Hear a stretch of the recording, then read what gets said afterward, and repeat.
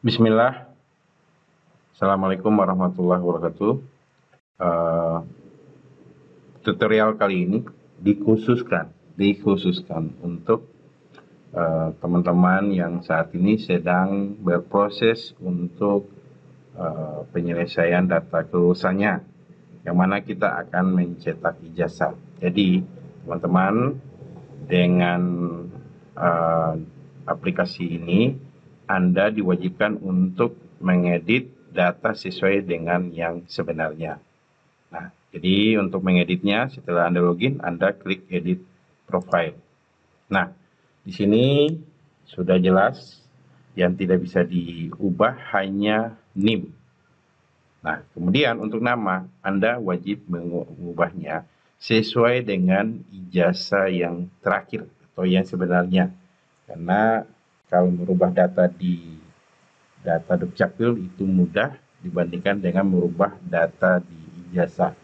Nah, jadi nama ini wajib diubah. Sekali lagi, nama wajib diubah. Disesuaikan dengan ijazah Anda yang benarnya seperti apa. Nah, difahami ya. Kemudian jenis kelamin. Itu tinggal Anda pilih, misalnya salah diperbaiki. Nah, kemudian NIK KTP, NIK ini NIK yang update dari data Anda. Nah, kemudian NISN. Jadi NISN ini untuk kalian itu rata-rata dan sepertinya 100% itu tidak ada. Karena di zaman kalian masuk kuliah sampai kalian lulus itu NISN belum berlaku. NISN itu berlaku secara nasional itu dimulai pada tahun 2016, tahun akademi 2016-2017 ganjil. Jadi untuk Anda ya tidak perlu mengisi NISN, tapi Anda hanya memasukkan 0 sebanyak 10 digit. Nah, seperti itu. Untuk NPWP ini kalau Anda yang sudah bekerja dan memiliki NPWP ya diisi saja. Nah, kewarganegaraan, insya Allah kalian semua Indonesia, tidak ada negara asing di sini. Jenis masuk, nah Anda tetap harus memilih seleksi mandiri. Nah, untuk tempat lahir disesuaikan dengan yang ada di data ijazah kalian, harus sesuai ya. Kemudian tanggal lahir dipilih tanggalnya yang sesuai dengan ijazah kalian. Kemudian pilih agama, kemudian kecamatan. Nah, kecamatan ini Anda memilih saja kecamatan yang Anda saat itu berada. Nah, dan di sini kalau misalnya data kecamatan Anda tidak ada, ya sudah, ambil kecamatan yang terdekat. Kalau kecamatan tidak ada, ambil kecamatan yang terdekat. Data ini diisi dihitung pada saat Anda masih kuliah ya, pada saat Anda masih kuliah. Nah, kemudian alamat. Di sini hanya Anda tulis alamat, jangan tulis lagi tanpa kecamatan dan lain karena sudah ada RT, kemudian 01 misalnya 02 dusun.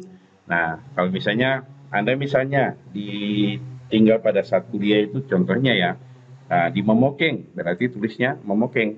Nah, jadi dusun harus diisi. Nah, yang wajib di sini diisi adalah kelurahan. Nah, kelurahan ini juga diisi sesuai pada saat Anda kuliah. Jadi data ini data yang khusus data ini pada saat Anda kuliah. Tapi kalau Anda mau mengupdate-nya dengan data yang saat ini juga tidak masalah. Nah, kemudian kode pos. Kode pos tinggal dilihat, kalau saya tahu kode pos, Anda ketik saja nama desa atau nama kecamatan. Tapi biasanya itu kecamatan juga ada, tinggal ketik nama kecamatan, ketik kata kuncinya kode pos kecamatan apa gitu, insya akan tampil. Jenis tinggal, nah pada saat Anda kuliah itu jenis tinggalnya itu Anda di mana. Nah, tinggal pilih bersama orang tua, wali, dan lain-lain. Nah, kemudian alat transportasi. Alat transportasi yang biasa Anda gunakan pada saat Anda pergi kuliah. Kemudian nomor telepon itu diisi, nomor HP juga diisi. Nah, ini alamat email tidak boleh salah. Kemudian penerima kartu perlindungan sosial. Oke, kalau Anda adalah anggota atau memiliki kartu BPJS atau KIS, nah Anda pilih ya, kemudian masukkan nomor KPS-nya, kartu perlindungan sosial. Nah, di sini ada tambahan.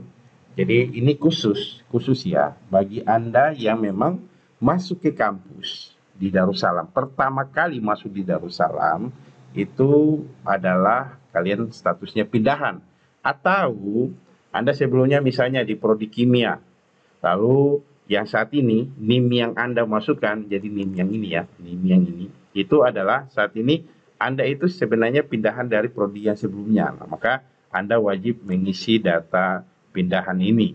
Tapi kalau Anda itu cuma REN, PM dan lain-lain tidak. Nah, kecuali kalau NIM yang di atas ini adalah NIM REN PM.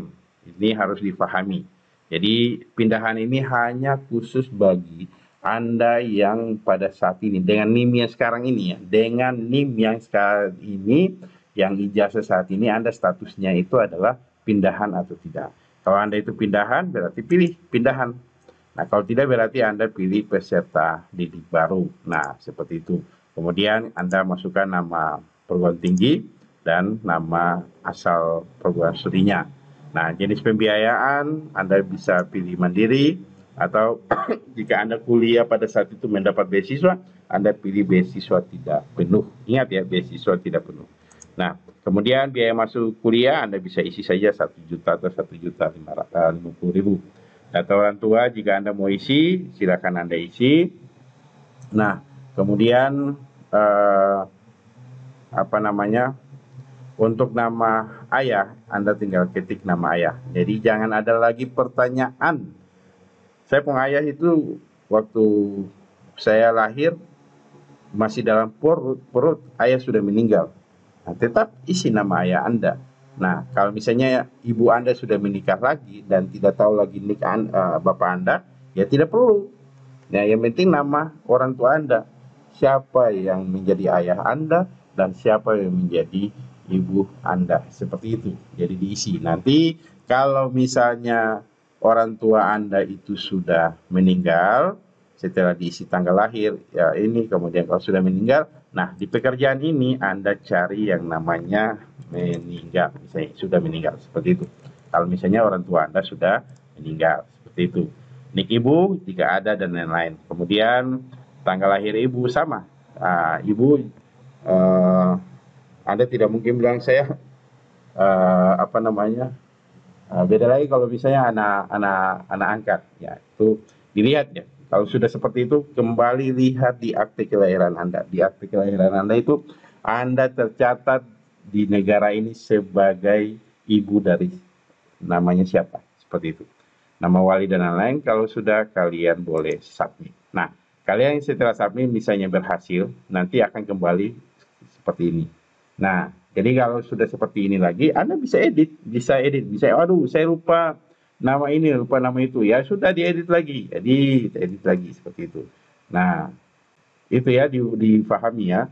Nah, jadi Anda boleh mengedit data ini sampai beberapa kali, 100 kali, 1000 kali juga kalau bisa. Nah, demikian, semoga bermanfaat. Assalamualaikum warahmatullahi wabarakatuh.